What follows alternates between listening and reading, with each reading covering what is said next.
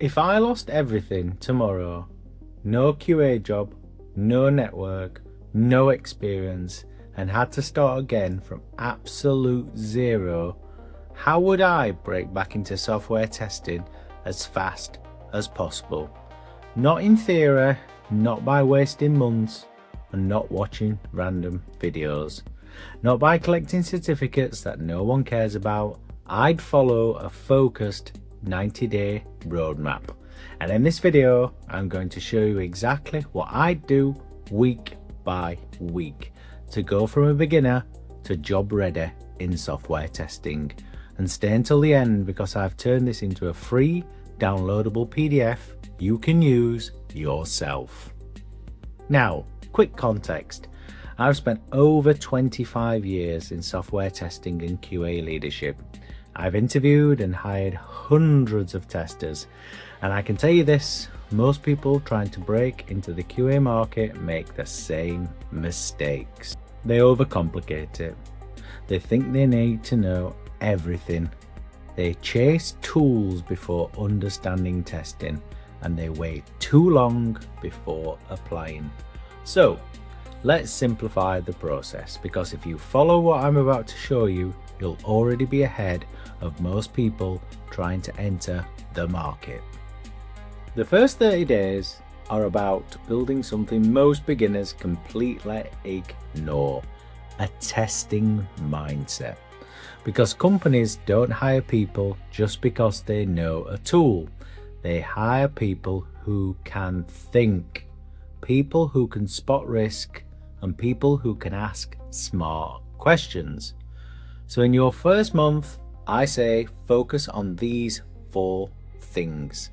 Week 1, understand what testing really is.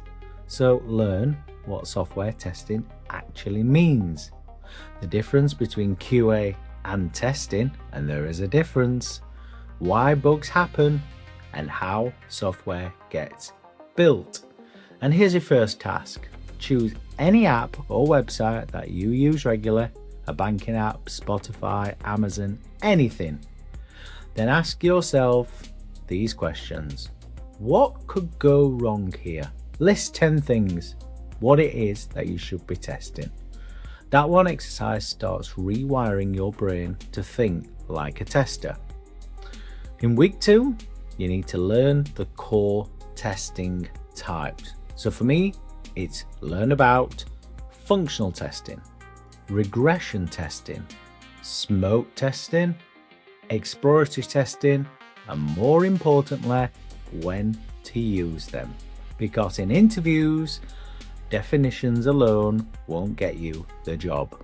Week 3, learn bug reporting. This is where many beginners can instantly stand out by learning how to write a bug report that a developer can actually use. This means having a clear title, steps to reproduce the issue you found, the expected result that it should have done for the test, an actual result that you actually saw when you conducted the test, any evidence to show whether that's a video, a screenshot, etc. Because bad bug reports will create friction and good bug reports will always create trust. So week 4 is test cases and edge cases. Now take something simple like a login page. Now design tests for a correct password being entered, a wrong password being entered, no fields being completed, locked accounts, long text input, copy and paste issues, mobile view. Now you're not just clicking around, you're thinking structurally. And in a minute, I'll show you the exact skills that make your CV stronger than 80% of beginner applicants out there. Because month 2 is where people start separating themselves from the norm. Now we move beyond the theory. This is where you start to become more employable. So I'd say learn JIRA or a similar tool. Most teams use ticketing systems, so learn about how you create bugs, the different statuses, workflows, what comments are, what the priorities are, what the severity means. You don't need to master it, you just need not to be intimidated by it. In week 6, API testing. This is one of the easiest ways to stand out because most beginners ignore back-end testing. Have a look and try to learn things like Postman, understand what a GET request is and a POST request, what status codes mean and what each one is represented. Response validations, because if two candidates can apply and one understands APIs, guess who looks stronger? Next one is SQL basics. You don't need to become a database engineer, but basic SQL helps massively. SQL stands for Structured Query Language.